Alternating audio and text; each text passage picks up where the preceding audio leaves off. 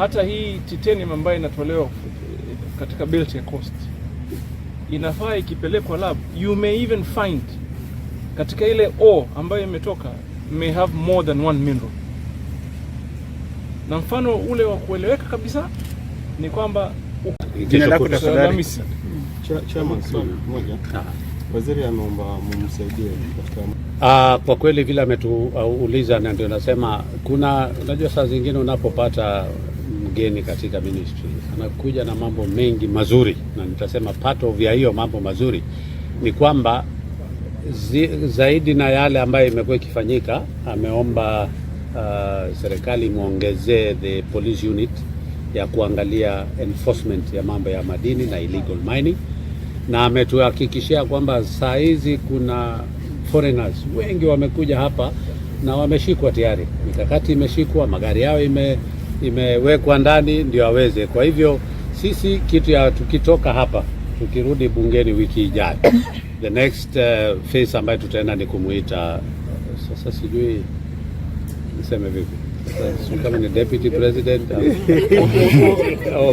bado mpaka koti ya mwe, so tutamuita yule ambaye wanahusika na mambo ya usalama, kama ni Kindiki ama mwingine.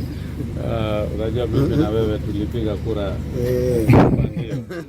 so tutajaribu kusema vile anavyosema ni kweli, tutampatia lot of support, tutaita wahusika wa mambo ya usalama ndio aweze kumaliza the illegal mining, kwa sababu hawa watu wanatubebea mali nyingi sana kutoka nchi yetu, wanatunyima mambo ya kazi, wanatunyima uchumi, wanatunyima hela ambazo tungekuwa na sana zaidi ile kitu ametuambia royalties ikiokotwa tuache kuwekea raia na counties pesa zao. Lakini nisiseme mengi kwa sababu yuko hapa. Tunamshukuru kwa ile maneno ametufumulia siku ya leo. Asante. Sasa hiyo hatuwezi sema, tutaweka mikakati. Tutaweka tu mikakati vile huwa tunafanya tu. Tunatuma kama ni Kamre nendo kuongea na mwanachama mmoja wa member wa budget and appropriation, hivyo mpaka tunafikia hapa. Hivyo tutangoja. Chairman, jina lako tafadhali. Mimi naitwa David Kikaria, natoka Nakuru Town East Constituency. Nami ndio mwenyekiti na ndugu yangu Kamre ndio mdogo wangu. Asante. Sasa kwanza kushukuru kamati ya bunge kwa sababu kamati ya bunge iko na majukumu hasusa kisheria katika mambo ya kuendesha barnamiji za kiserikali, na leo hii tuko hapa kutafuta ushirikiano na tunajua wao wana majukumu ya kushirikiana na wizara na vile vile kufanya oversight kwa wizara, lakini sasa kuna mahali ambayo tunakutania, ambaye tunakubaliana mambo yanayohitaji mabadiliko kwa ujumla, hasa mambo ya bajeti. Somebody asked a question, mtaongezewa pesa ngapi? Ile kitu ambayo tunataka ni mpango kwanza wa enforcement, mpango wa labs, na unaweza kuona kwa nini tuko na muhimu na dharura ya lab, kwa sababu mineral ikitolewa kwa ardhi ni mara nyingi sana huwa haiwi mineral moja. Mfano hata hii titanium ambayo inatolewa katika belt ya coast inafaa ikipelekwa lab, you may even find katika ile ore ambayo imetoka may have more than one mineral. Na mfano ule wa kueleweka kabisa ni kwamba ukitoa copper ore na uende uipime, unaweza kuona hiyo copper hapo ndani, uone hiyo dhahabu hapo ndani, na uone zinc, for example silver hapo ndani. So as a country we've been losing so much because mtu anabeba kama mchanga, naenda kupima nje huko, ana process nje, and therefore the royalty we collected was on copper ore, which possibly may have been valued at around $500 or $600 a ton, which is a great loss. So there are things we must do. Number one, we must understand our own mineral. Tukikupatia leseni ya kumine na ya kuexport, then we must also know what you are exporting. Na kando ya kuwa tumejua, then the other question is, are you paying mali ambayo inastahili kwa Wakenya? Wakenya, are they getting value for money for what is being extracted kwa ardhi yao, and that is very critical. That's why we are saying the programs that we want to run, once we understand them, then my brothers and sisters from the committee will go ask for specific budgetary support for us to be able to implement. The other issue, for example, is illegal mining. 95% of mining in Kenya is illegal today. We need enforcement. We need officers on the ground, and it takes resources. We need them to have vehicles. We need them to have the ability to move around, and therefore this committee had helped us earlier, the ministry, to get an enforcement unit that I feel must be enhanced. Tuko na askari wachache, nataka askari zaidi, so we clean up. Na mimi nataka niwaambie ndugu zangu, yule mtu ambaye anachukua rasilimali ya kitaifa hapa kwetu naende nayo kwa njia ya kuolela, huyo mtu anahujumu uchumi wetu. Anahujumu uchumi wetu, na ni hatia kubwa sana, kwa sababu rasilimali ikienda kiholela, minerals do get depleted, zitaisha. Kama hapa base titanium wako katika mpango wa kufunga, wamevuna miaka 10 na imefika mahali hakuna tena. Wale watu ambayo watakuja baadaye, they will ask us questions.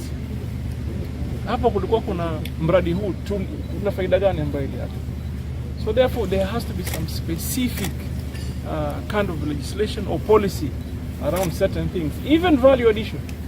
Nilikuwa naambia kamati hapa, and honorable chair, sometimes I wonder kama Wakenya wamekosa uzalendo kiasi gani mpaka hawathamini mali yao.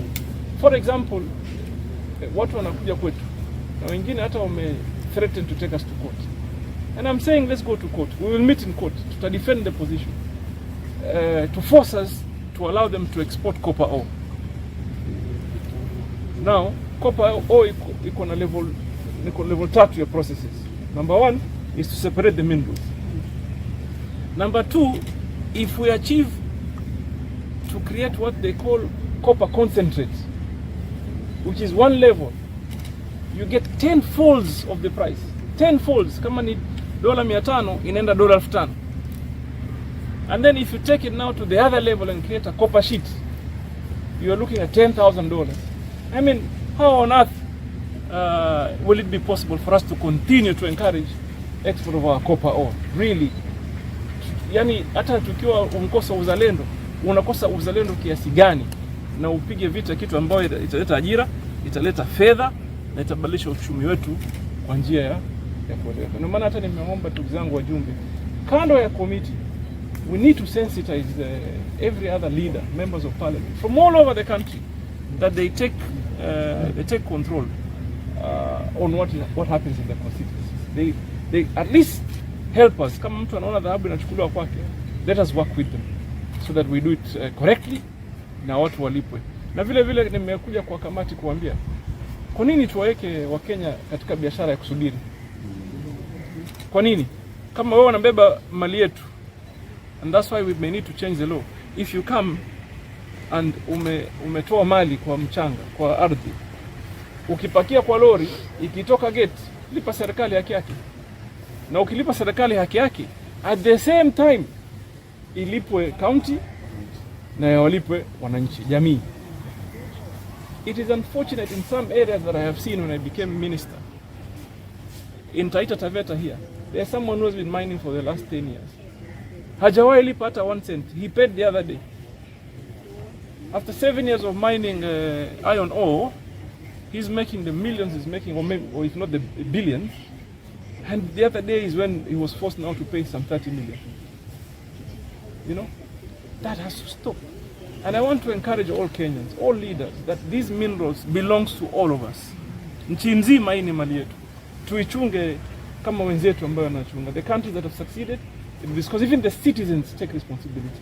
Ni kwamba wakiona mali inachukuliwa kwa njia eleweki, they report. And therefore, I want to thank Chairman your committee kwa mkutano huu muhimu sana, and we will continue to engage so that we produce positive results. This should be our next economic frontier. And the bill is not even concluded. Bill liko katika mazungumzo, and that is exactly why we are here engaging the committee, so that we agree on the issues that we need to prioritize And one of them is that engagement on the amendments of the bill. And we're agreeing that sometimes people tend to want to make laws that suit them for that moment. But we want to engage that we put in place some law that has prosperity and sustainability and into the future. And most importantly, that protects the rights and the benefits of the Kenyan people. Mmaliza bwana, niko hapa tutengeneze sasa. Unajua, for example, I wanted to digitize Madini House. Bajeti yangu ambaye tuko nayo kwa wizara ni shilingi milioni 100. Na to build a digital infrastructure is not a cheap exercise. But if we are able to do it, then there will be real results in terms of fedha na rasilimali ambayo tarudi kwa mwananchi. And therefore, who are my partners in this conversation? The committee. So that's why we're here to encourage that we have a larger conversation of what, at least, what needs to be put in place for mining really to work. Salako la mwisho. So I can tell you, tumia mfano wa nchi jirani. I don't want to discuss the greater detail of the financial issues or standing of our neighboring countries. But you just go and compare. Wao wako percent mamia juu yetu. Mamia. And like I said earlier, easy minerals hazijui boundaries na border. Somebody cannot tell you ati ziko DRC, ziko Uganda, ziko Ethiopia, alafu zinruka Kenya, zimeingia Tanzania. It doesn't happen like that. Belt wa moja. So for you, even unamtatusaidia. Unajua maana nyingine mimi nikisema ubaya nitakurudia statement moja hapa. Na najua hiyo itaenda TikTok. Na watu watasema, ubaya wa Kenya siku hizi tunajua kila kitu. Ukiwa na data na simu ambayo iko na kamera, unaweza kuiturn around ikukue selfie. My friend, you know about everything in this world that happens. And that's where we sometimes go wrong. Because vitu vinafanyika. Unakuta mtu anaongea mambo ya madini, atasema yeye ni expert, na kumbe mtu hata hana habari hata kitu. Kama mtu ataongea aseme, "Oh, msidhulumu wale wa Kenya ambao watakutoa mchanga. Wapewe haki yao." Ama the other day in the new regulations tulisema mtu akitaka kupeg alipe kwanza shilingi 500. Tukwambia, "Oh, hiyo unawafinya." Mining operation, like for example, kuna watu wana mining setup ya $20 million. Best titanium wako na $350+ million. And then you tell us tuwachaje 50,000. I mean, really? Hata ukikosa uzalendo, utakosa uzalendo kiasi gani kwamba utaki hata kuangalia value for money for the Kenyan people. Mungu awabariki.